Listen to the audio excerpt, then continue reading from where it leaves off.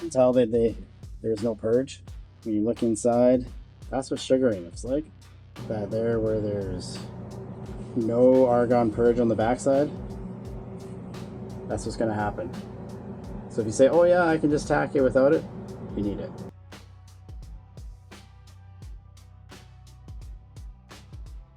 Make sure to clean your TIG rod as well.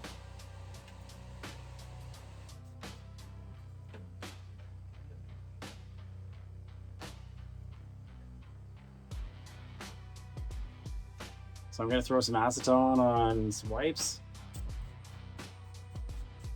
I've already given this a little bit of a wipe down after doing all that cleanup. It was pretty dirty. Still coming off really dirty.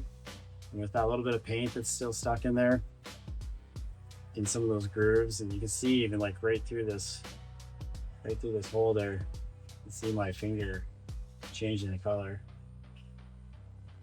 I don't know how this is gonna go. I'm gonna try and at least get it sealed up. But yeah, that's filthy. Do a little bit more clean on the backside there. That sugar on the inside's gonna be a little hard to get rid of, but see what we can do.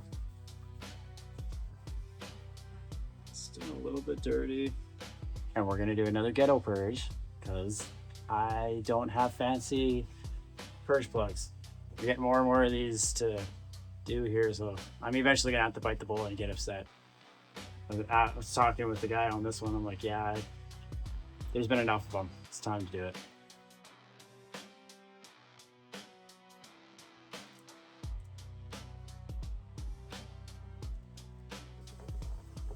We're gonna poke a few holes in it.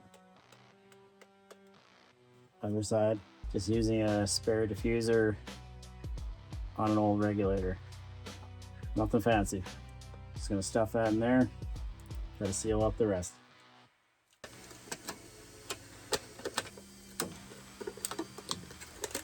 Going to turn the regulator on. Make sure you're backed off.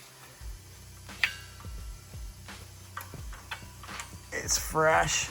Probably gonna go out there. I can hear it coming out. I'm gonna set this up.